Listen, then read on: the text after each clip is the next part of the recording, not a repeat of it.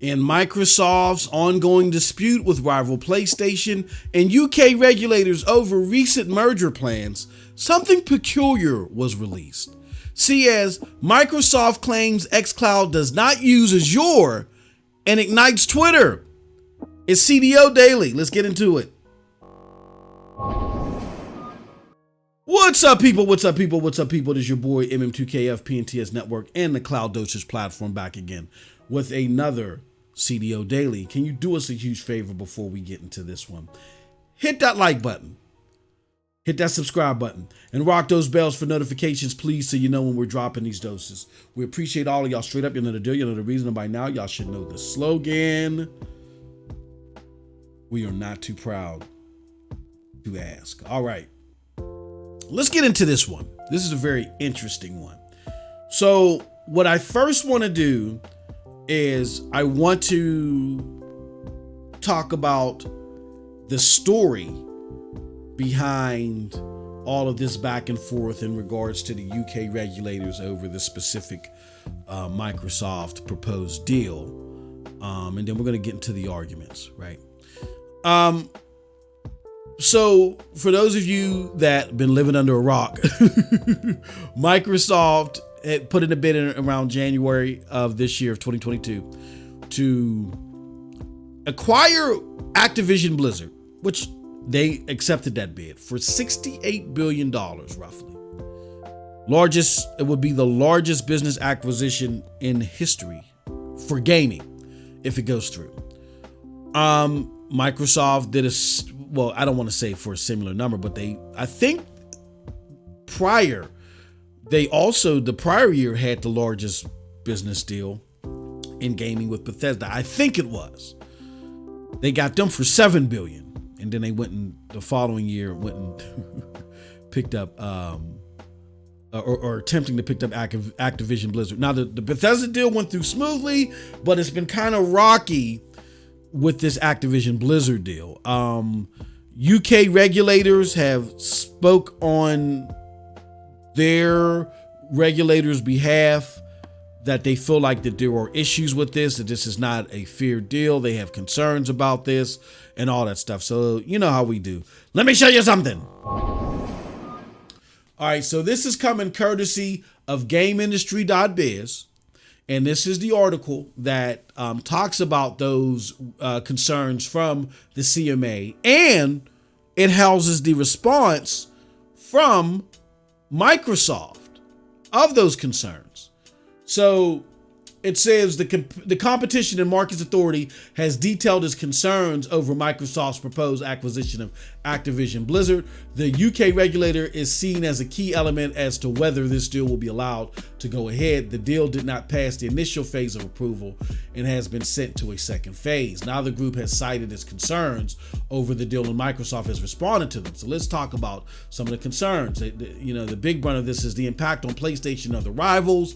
A big section of that is there is a realistic prospect of a substantial lessening of competition in gaming consoles, multi-game subscription services, and cloud gaming services, the firm said in an extensive document. Now, Microsoft Xbox has responded and given shared statements with GameIndustry.biz directly. And the peculiar thing that's come out of this is that in regards to streaming concerns, here's what Microsoft had to say as part of the concerns was, its advantage that its streaming service has being embedded with Azure, at the capacity that's embedded with Azure. Microsoft is claiming no, the conjoining with Azure or the relationship with Azure means nothing because they believe that the CMA's concerns are flawed, they say, as currently Microsoft's Xbox Cloud gaming service does not use Azure. What? Now, they also continue to say Xbox is a platform which is in last place in console, 7th place in PC, and nowhere in mobile gaming distribution globally, has no incentive to do this. Instead, its incentive is to encourage the widespread adoption of cloud gaming technologies by as many providers as possible to encourage the major shift in consumer behavior required for cloud gaming to succeed. Okay, so let's look at that. Let's look at the arguments on both sides. And, you know, we could talk about it on the back end. So the arguments are, on behalf of Microsoft, some are arguing that Microsoft is exactly right here. They're saying that xCloud is using custom Xbox Series X or S server blades right now. So those are not the atypical Azure business-to-business blades or the blades that are housing the 365 products. Those are not those blades. These are different blades for the purpose of gaming. So technically, this is not Azure. And these custom blades are not even in every Azure data center. So these are not, we are technically right in saying that this is not Azure. But critics of that argument are saying powered, quote unquote, powered by Azure is riddled all over references of xCloud. And if I can, here, let me do this real quick. Let's do this. I can find my comments on this because my comments on this seem to spark the fire on Twitter. Here, let's do this. Copy link. And let's bring that up here. And you know how we do. Let me show you something else. So I saw, shout out to Clives Response, good friend of the channel and a great, fantastic cloud gaming enthusiast. And check out Clives Response. Look for his channel as you're looking for your cloud gaming fix, and particularly with Xbox cloud gaming. He's refocused his channel in regards to cloud gaming, and he's laser focused on Xbox cloud gaming. So definitely check out his content. But Clive alerted me to this first, and it alerted me to this section where it says Microsoft believes the CMA's concerns here are flawed, as currently Microsoft's Xbox cloud gaming service does not use Azure. But if you look here, Project xCloud, game dev, Microsoft developer. This is a post from the developers at Microsoft. Project xCloud is powered by Microsoft Azure, leveraging Azure's 54 global regions more than any other cloud provider. So if you're talking about these 54 global regions being more than any other cloud provider, that sounds like an advantage to me. Even if it is not the 1v1 business to business model or the 365 suite of products server blade model that's being used. You still have an advantage because of the footprint that Azure holds. That's the argument that critics are having of Microsoft's argument, right? We had to put the Dave Chappelle face up there because it was just a little confusing to us. We also got more. Project xCloud is powered by Microsoft Azure, leveraging Azure's 54 global regions more than any other cloud. There it goes right there again. Project xCloud hosted in Azure data centers. So Project xCloud provides access to the game streaming from Azure data centers around the world. Project xCloud preview is currently available in a limited set of data centers, which that is the argument that the people are using. But still within those limited the limited data centers, they're still able to put xCloud in more places because Azure is in more places than the other cloud service. Azure provides more global regions than any other cloud provider, offering the scale to bring your games to players around the world. So they have that leverage. So even though an xCloud server blade isn't in every Azure server, because of Azure's global footprint, it's not going to be that complicated as it would be for a competitor to go to that place because Azure server, which is critically acclaimed as far as sustainability, is important. And for those of us that are familiar with cloud gaming, that are those that are arguing against Microsoft's argument, you know that just as important of raw tech power is the placement of your data centers. Like, I know personally a lot of people where the Google data center and an Xbox or Azure data center, they're relatively close in distance from me. They're about the same distance where, whatever one has the advantage, it's not going to mean that much. So because Google Stadia had the more raw technical capabilities, Google Stadia performed a lot better for me. But I know a lot of people that are in areas where that gap is a lot wider in the favor of Azure, right? And they're like, hold on. No, the technical prowess is or the output is the same for me, or xCloud is better. So just as important as raw technical power is the placement of your data center, right? Then there's also other arguments that I go into in deep detail in a follow-up video where we talk about the alliance for video codecs, which codecs are going to be very important for the future of cloud gaming. Microsoft is part of the governing board, and there's really only one other competitor that's really performance-wise up there with them that's also on that board with them now.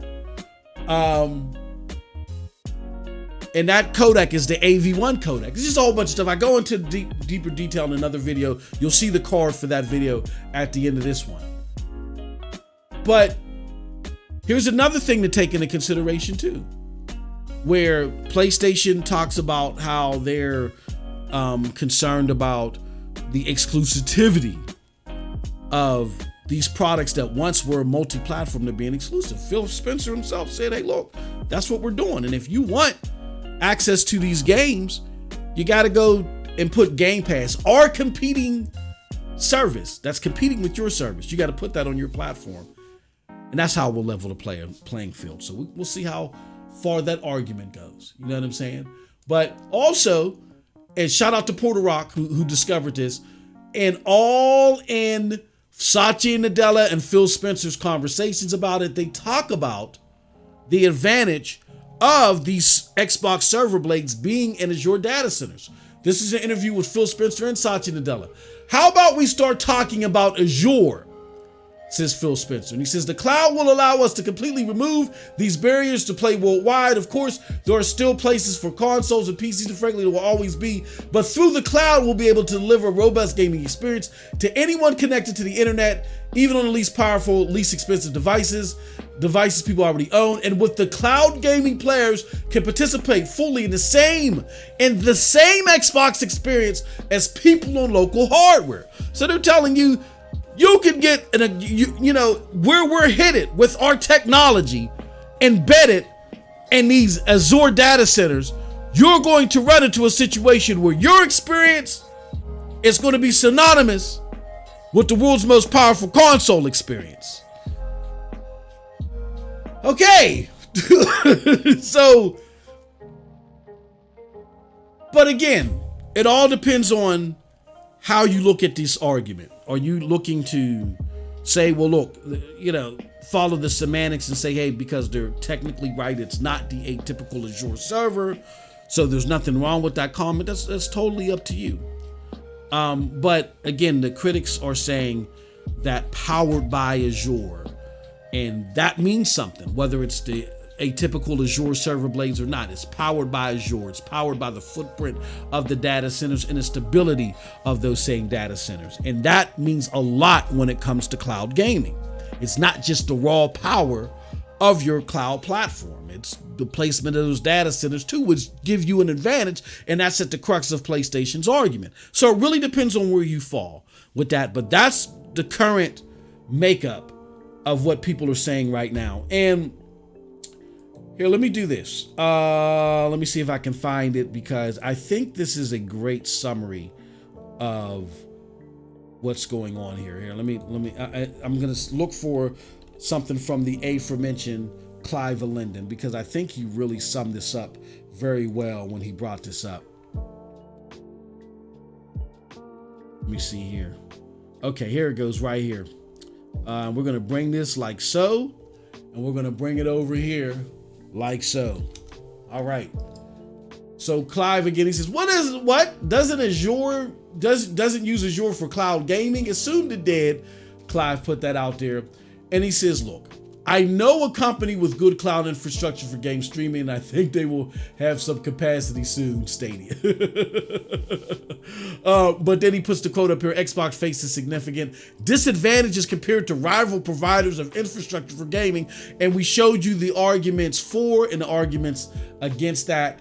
But there's one thing in particular that Clive says here. Let's see if I can find it. I did have it up here. See if we can find it. Oh yeah, so this is coming from another technical guru within the cloud community. Her name is Purple Haze. She says, not using PC hardware is what stuck out to me. I get it, not being in the Azure cloud stack, as Azure is more enterprise focused, but what hardware are they talking about here? AMD, Intel, NVIDIA? Microsoft will most likely face a very serious question of investment soon in xCloud. And Clive follows up with the perfect response. He says they use a server version of the Xbox Series X to power the game, so not strictly a glorified gaming PC like Geforce Now, and it may be semantics around not actually using quote-unquote Azure, the enterprise business, but using Microsoft-owned servers. Arguably the same thing, but you know, semantics. I think that's a great argument there in this whole debate. But those are my thoughts. What do you think about all this? Does Microsoft have a point? And this flare up on Twitter is all about nothing. And PlayStation is just whining and the UK CMA is just covering up for them? Or did Microsoft try to play semantics just a little too far? A little sloppy semantics this time around. Let us know what you think in the comment section below, because like I always say, who cares what I think? But if you did like what I had to say, check out the links below to follow me.